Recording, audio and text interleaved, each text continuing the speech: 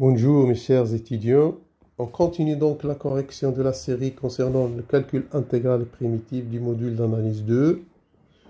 On s'est arrêté à l'exercice 6. Dans cet exercice, on va dans une fonction f continue sur 0, 1 et on va montrer que l'intégrale de x f de sinus x entre 0 et pi, c'est pi sur 2, l'intégrale de f de sinus x entre 0 et pi. Et on va donner donc une application à ce résultat. Voilà. Tout de suite. Bon, avant de commencer, notons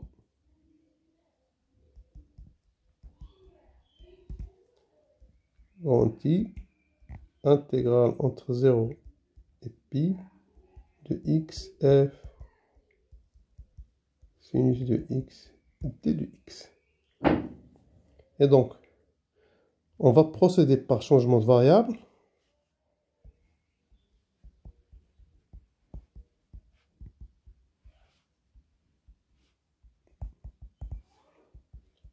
Posons. Donc on va poser t égale à pi moins x. Donc, on aura dt va être égal à moins t de x. Et puis, si t, c'est x égale à 0, t, ça va être égal à pi. Et si x égale à pi, t, ça sera égal à 0. Et voilà, par suite, qu'est-ce qu'on aura? On aura l'intégrale i, ça sera égal. Bon, x, on va remplacer donc x là. Par quoi? Par t, pi moins t. Voilà. Donc ça sera donc pi moins t. Et on aura donc f de sinus pi moins t. Et là, on aura à la place de d de x moins d de t. Voilà. Et les bornes, on a dit c'est x égale à 0, t ça sera égal à pi, et l'autre ça sera 0. Et voilà donc. Bon, ce t là, ce moins, ainsi, i ça sera quoi? Ce moins, je vais avec ce moins changer les bornes. Donc j'enlève ce moins, j'aurai donc à la place du pi c'est 0, et là c'est pi. Voilà. Et je vais donc séparer ça. Donc pi f, là c'est comme ça, f de sinus pi moins t, dt, moins intégrale entre 0 et pi de t, f de sinus t, pi moins t, dt. Voilà.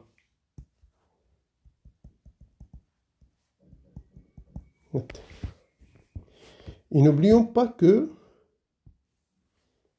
sinus pi moins t, c'est exactement, on a dit, sinus pi cos t moins sinus t cos pi. Et donc, ça va donner sinus pi, c'est 0, cos pi, c'est moins 1, ça donne sinus t. Donc, par suite, on a i, ça va être égal. Donc, je sors le pi là, pi intégrale entre 0 et pi de f sinus de t dt. Et l'autre, ça sera moins intégrale entre 0 et pi tf de sinus de t dt. Et bien sûr, cette deuxième intégrale n'est autre que i. Donc, je vais faire passer i de l'autre côté. On aura donc 2i égale à pi intégrale de 0 à pi f du sinus de t dt. En divisant par 2, par conséquent,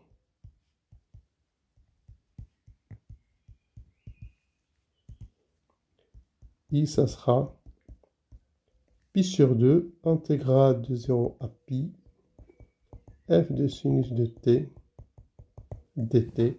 Et donc, on a montré l'égalité volue. Voilà. Donc, on passe maintenant à une application de ça. Deuxième question. Voilà, donc en utilisant la question 1, on va donc déterminer l'intégrale de cette fonction-là, x sinus à la puissance de nx sur sinus à la puissance de nx plus cos de nx. Bon, pour cela, posons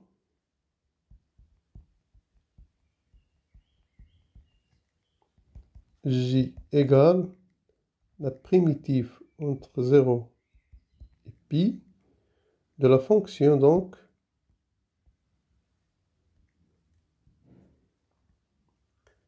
x sinus à la puissance de n de x sur sinus à la puissance de n de x plus cos à la puissance de n de x t de x. Et je vais poser f du sinus de x égale sinus à la puissance de n de x sur sinus à la puissance de n de x plus cos à la puissance de n de x. Donc, on aura donc j et s'écrit l'intégrale entre 0 à pi de x f de sinus x t de x. Et donc, en appliquant la première question à cette intégrale, en appliquant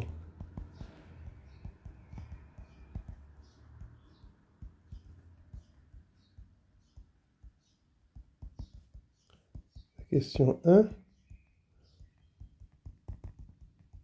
on obtient j, ça sera égal à pi sur 2, intégrale entre 0 et pi f de sinus x t de x. Qu'est-ce qu'on va faire? On va donc séparer les bornes.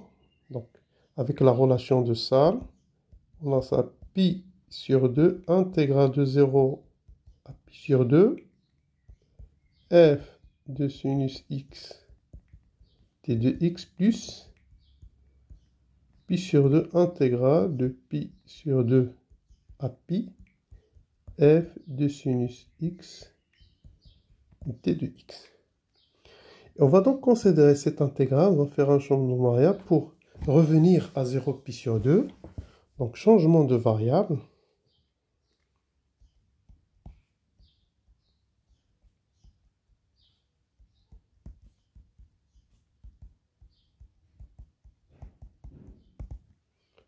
Quel est le changement qu'on va faire? On va poser donc, posons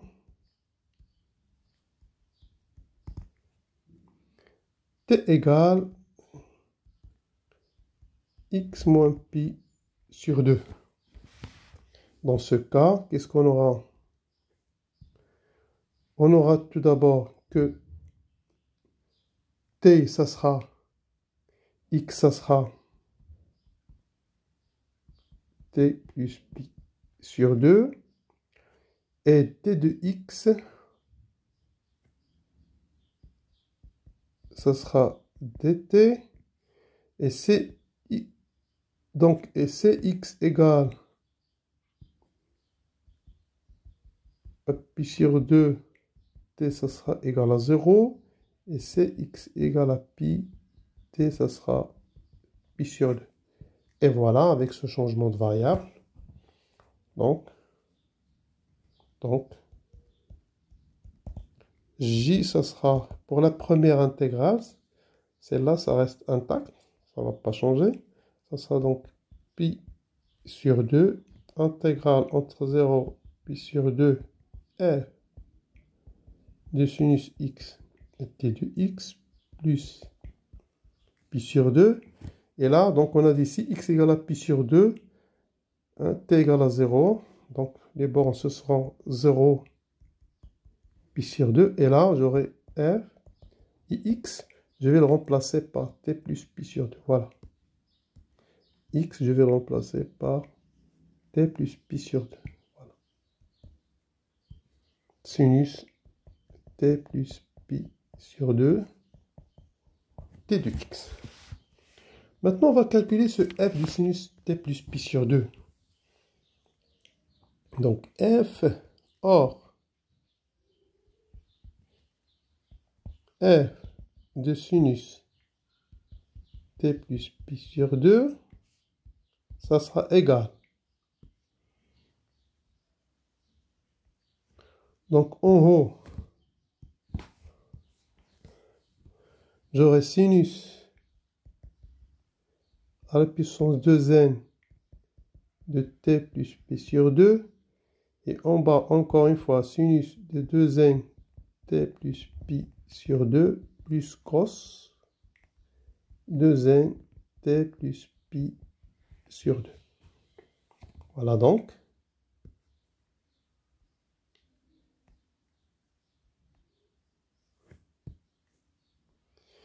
Bien. De plus, à quoi est égal sinus?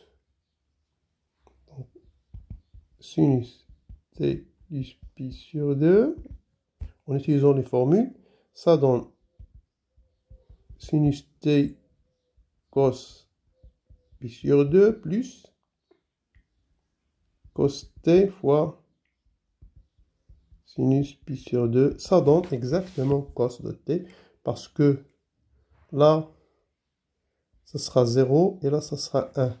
Donc, ça va donner cos de t. Maintenant, cos de t. Cos de t plus pi sur 2, ça donne cos t cos pi sur 2 moins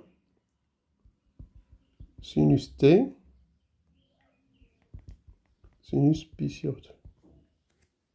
Et donc, ça donne cos pi sur 2, ça c'est 0. Et sinus pi sur 2, c'est pi sur 2. Donc, ça va nous donner moins sinus t. Et donc, notre fonction f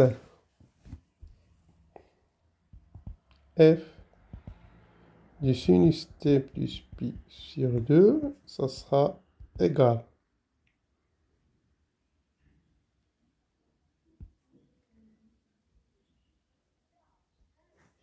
En haut, on a dit que sinus t pi sur 2, ça donne cos de t. Voilà, en haut, ça sera cos à puissance 2n de t.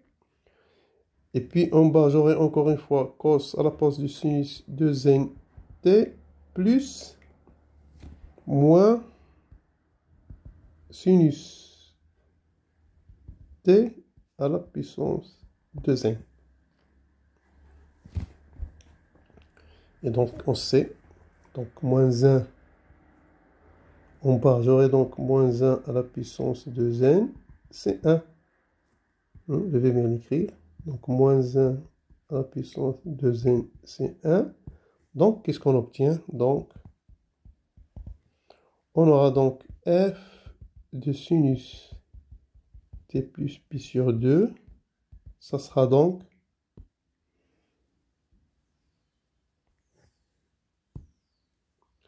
cos 2n de t sur sinus 2n de t plus cos 2n de t.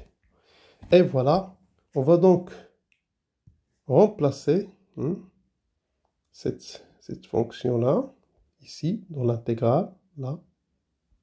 Donc, qu'est-ce qu'on aura? Donc, on aura j égale pi sur 2, intégrale de 0 à pi sur 2, Et là, j'aurai notre fonction du début. On aura donc sinus à la puissance 2n de x, sinus à la puissance 2n de x, plus cos à la puissance 2n de x, t de x. Et l'autre, ça sera plus pi sur 2, intégrale entre 0 et pi sur 2. Et là, on aura en haut cos à la puissance 2n de x, t de x, et en bas, donc sinus à la puissance 2n de x plus cos à la puissance 2n de x. Et voilà, c'est vos sommets. Donc, c'est vos sommets, ces deux intégrales. Vous trouvez exactement pi sur 2, intégrale entre 0 et pi sur 2 de x. Parce que vous aurez cos, sinus plus cos sur sinus plus cos, c'est 1. Et voilà, ça, c'est vos intégrés. Ça va vous donner donc pi sur 2. Et cette intégrale, c'est exactement pi sur 2. Donc, conclusion par suite. Par conséquent, l'intégrale j est égale à pi carré sur 4. Et donc, ceci achève l'exercice 6. On passe donc à l'exercice 7.